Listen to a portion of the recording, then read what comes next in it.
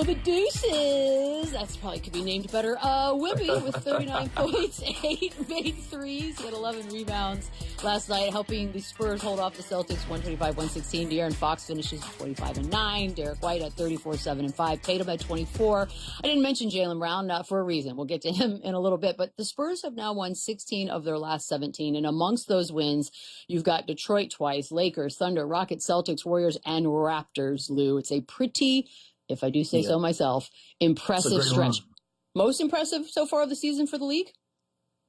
You got to give them credit. I'm sure there's some teams out there, but for lack of information, I don't know of a better stretch. This is impressive, especially with the teams that you just mentioned and the way that they've been able to beat some of these teams. You know, like the Detroit wins were very impressive. Those were the ones that stood out to me. What they've been able to do against OKC, I know that's not a part of this, but what they've been able to do to OKC this year, they've turned a lot of heads and they've put themselves in a position. Got one game in there, buddy.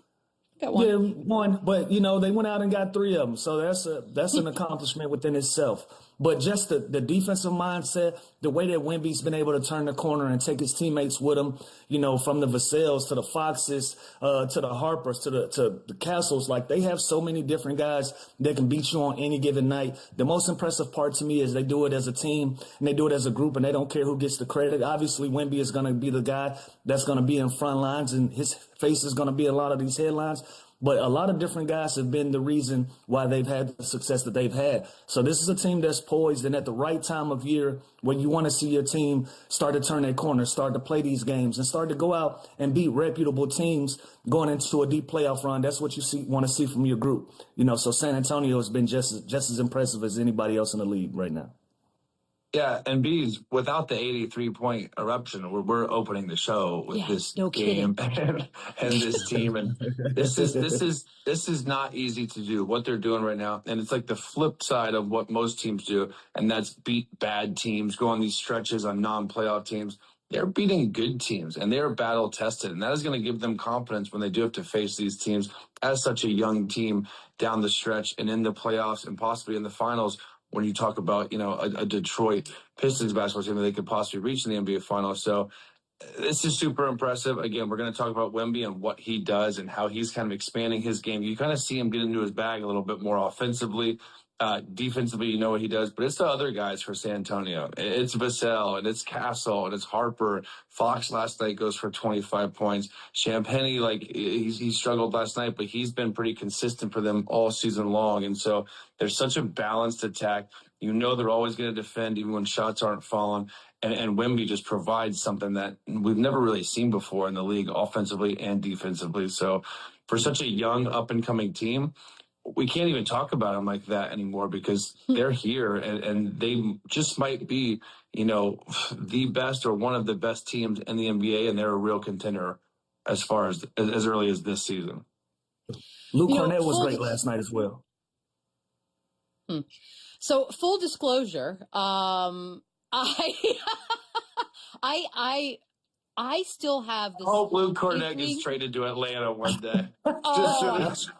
I'm we were going to leave it there, man. Let's go. I'm going to light a candle for that. So I still have, there's this little piece of me, and maybe it's the OKC of it all, but as a super fan of the Spurs, I still have like a 4% part of me that's like, they can't, it's too soon. They can't get this done. But then I'm hearing more and more people sort of just come out and go, you know what? They maybe can. Like, legitimately, are we looking at a real contender? Or are we just very, very in the moment right now, Chandler? Yeah, we are. We really, really are. And again, like I said, their guard play is so good. Their size, they have a nice combination of experience. They always defend. They're tough. Mitch Johnson has done a hell of a job just getting them on the same page with everything that they do. They're so methodical, and no matter who's in the lineup, they're also like OKC. They're not quite as deep, obviously, as that roster, but it's just next man up mentality. If someone's out, they have a guy that can just plug and play and still produce similar numbers. Even when Wemby went out, think about that. I thought they were going to take a real hit when Wemby went out, and they were still so good and so solid. And so that's what's most impressive to me.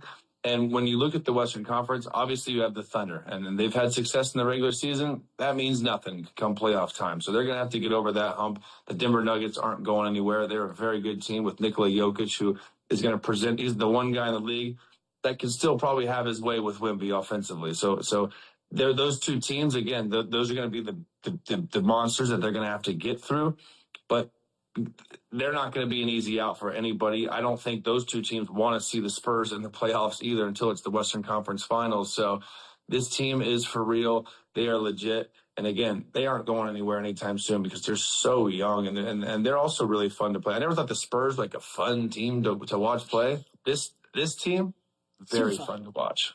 Beetle, I'll direct this to you because this is your squad, right?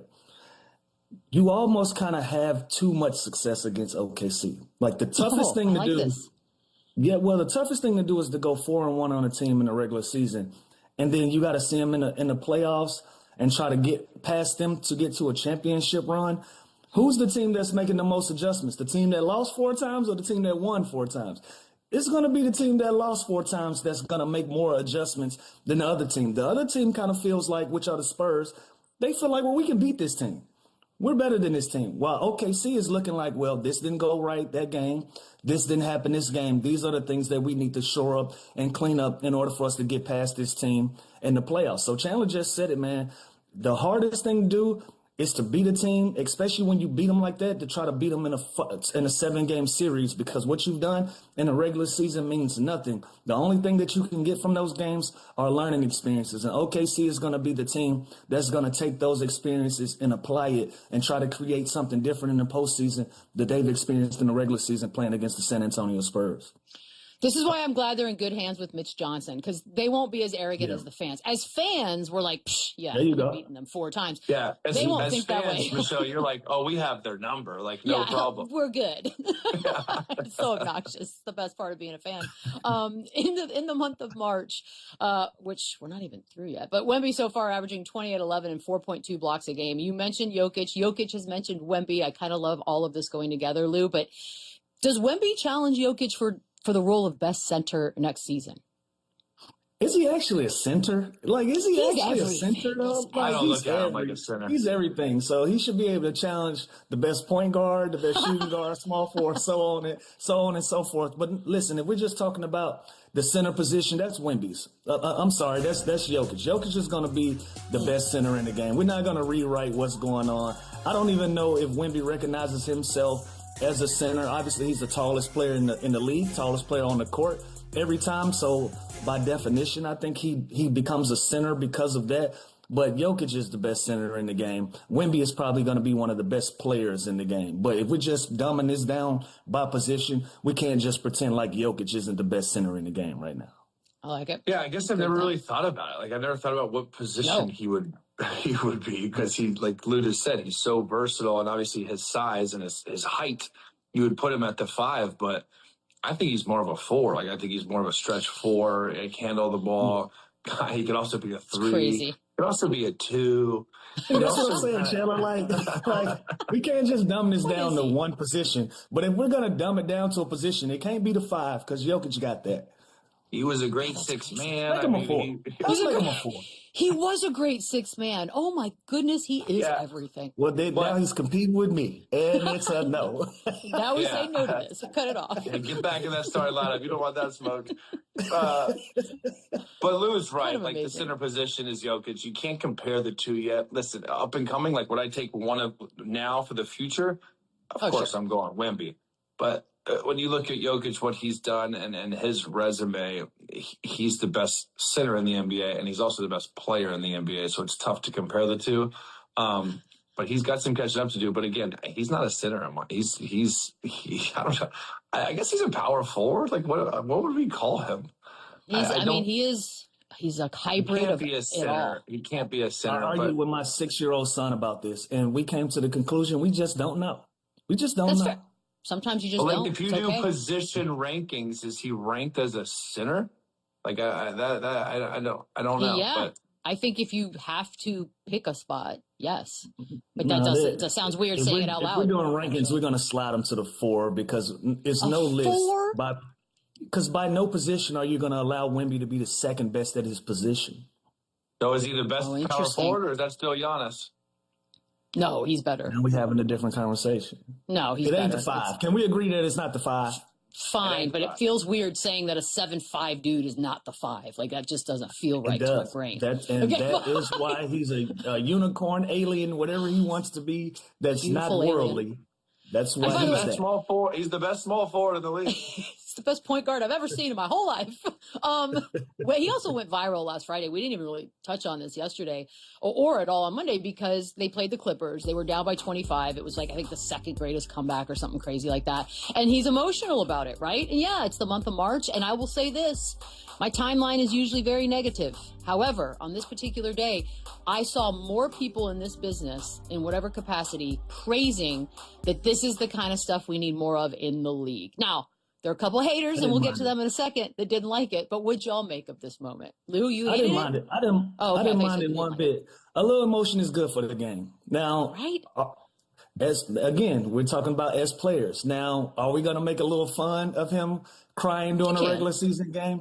Absolutely. But listen, all of us have had nights where we've been overwhelmed or we feel something and the game brings it out of us. Every single one of us has had a night. Pat Bev is being critical. Remember how Pat Bev felt when he won that play-in game. The play-in. Everybody has a night that everything comes crashing down and you feel like you've accomplished something and you've done something special and it overwhelms you. It's no different. So Wemby having that emotion, I loved it. I think it's good for the game. I think it brings people closer. I think it makes us more human. It makes people feel like we care about the games in a business where they think that players only care about getting paid and we don't care about winning. This was special to see. So I'm down with this. Chandler, what's happening? I just don't know. I just don't know how I feel about this. I think you don't like it when men cry. Tell me the truth. No.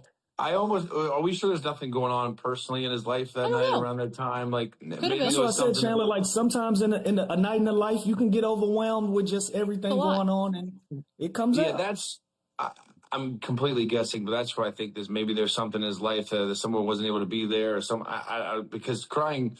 Again, I'm not like mention. It's cry. a release. Since I've had kids, I cry all the time, so I get it. But I never really cried before. But I'm just saying, crying during a regular season game is crazy. Like, I've never seen that. Let me ask you a question, Chandler. Could be a lot going on. But you know what? You know what you have seen? How many guys have you seen cry behind the scenes after games, though? Yeah, I've seen. Again, you never know what's going on in someone's life either. So I don't want to make fun or belittle this. Yeah, there we go.